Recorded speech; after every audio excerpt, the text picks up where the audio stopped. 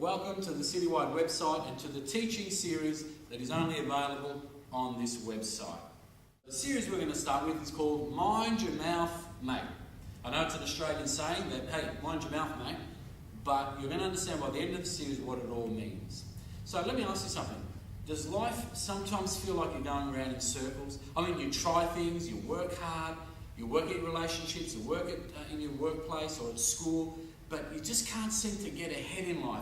It looks as if you're going ahead and getting ahead, but all of a sudden you end up at the same place where you began. Why? Because life sometimes feels like you're going around in circles. Well, today in the next few weeks, I'm going to be teaching you about a group of people called the Israelites that had that same problem. Instead of moving forward in life, they just kept going around in circles, and they couldn't understand why. Well, the three things that kept them going around in circles in life are the very three things that keep us today going around in circles and not moving forward. So let me set the scene for you. First of all, God has spoken to the Israelites, and He's told them, I want you to leave Egypt. Now, they were slaves in Egypt, okay? They were under bondage.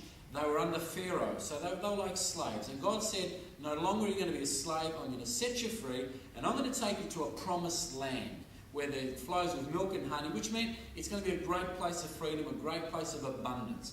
They were in the land of lack in Egypt, but God wanted to take them to the place of abundance in a place called Canaan, which we know as the promised land. Okay? But what happened was when God took them through the Red Sea, and we've all seen the Ten Commandments and all those sort of films with Charlton Heston, and all of a sudden the sea spreads, the Red Sea. Well, when He took them through that, between Egypt and the promised land, there was a place called the wilderness.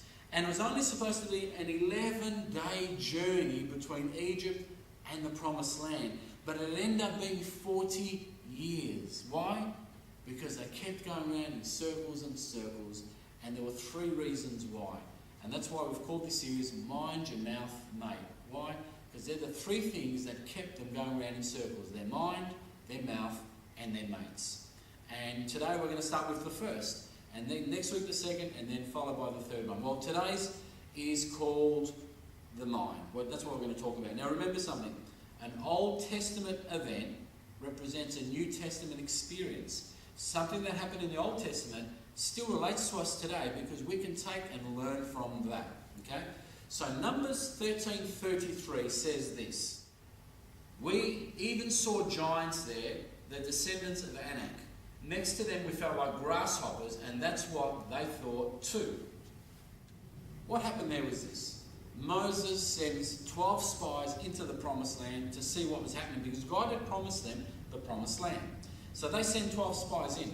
But when they came out and gave their report, 10 of the 12 said that they saw giants in that land, and they were so big, and we felt like grasshoppers, and they knew that we're small compared to them.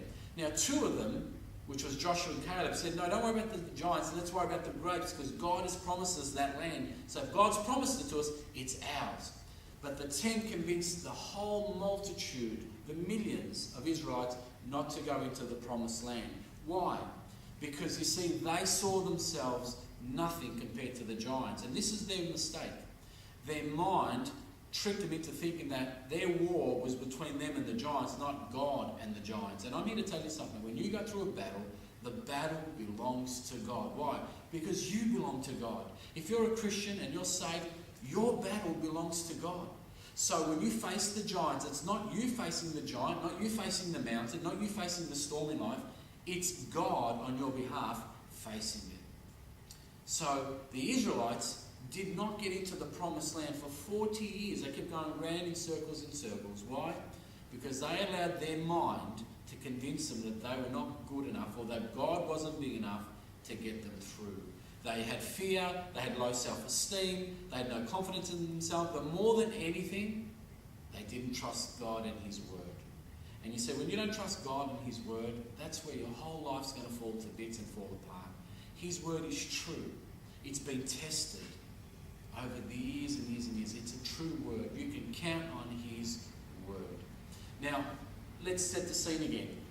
They look at the giants and they see them and they think, wow, we're not going into that. Just like maybe you may have something you want to do in life, you want to step out in life, there's a venture or something that God is calling you to, and it feels so scared to step out.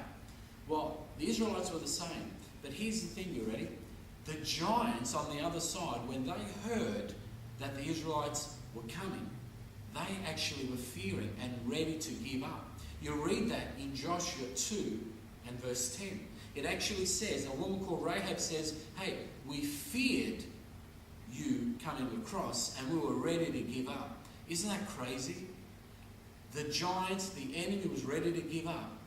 But the only thing that kept the Israelites from taking over was their own fears, their own mindsets, that we're not good enough, we're not big enough.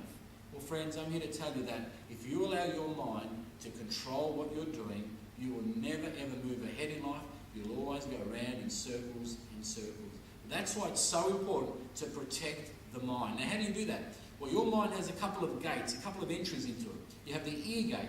What you listen to is so important, because if you listen to negative people, if you listen to negative advice, if you listen to negative responses or negative news, it's going to fill your mind with negativeness, and that's what's going to come out of your life, negativeness. What you watch is important. So you've got an ear gate and an eye gate.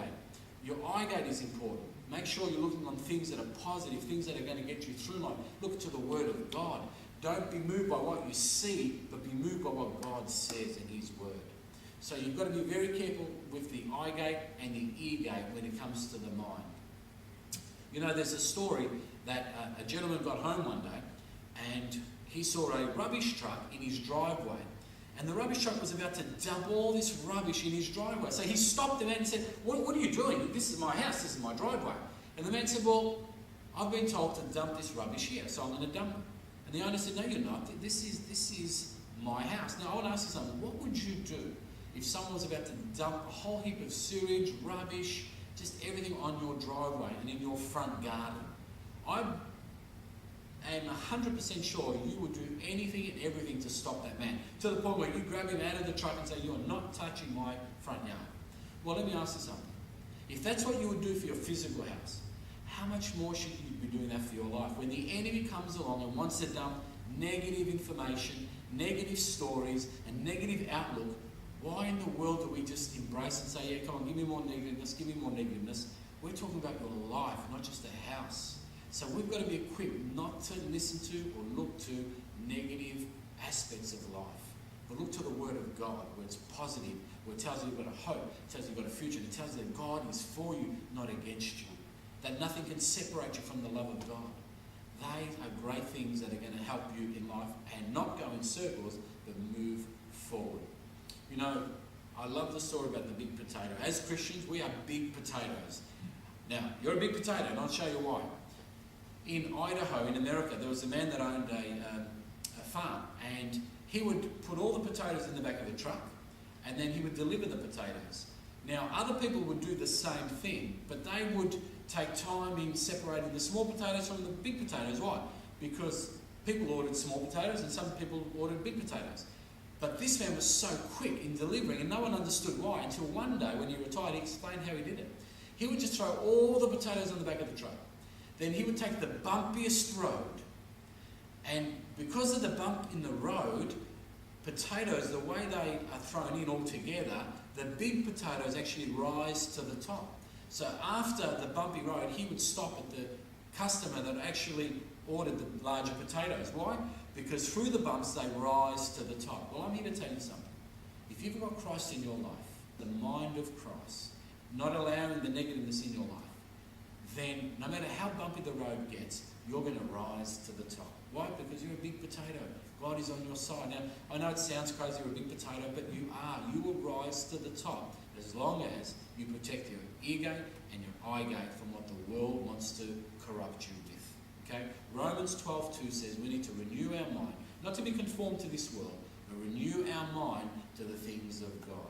Hey, I'm here to tell you today that maybe you've been listening to negative advice. Maybe you've got a negative outlook. You don't need to live with that. Otherwise, you're going to be going around in circles. Well, the Israelites' first problem was this.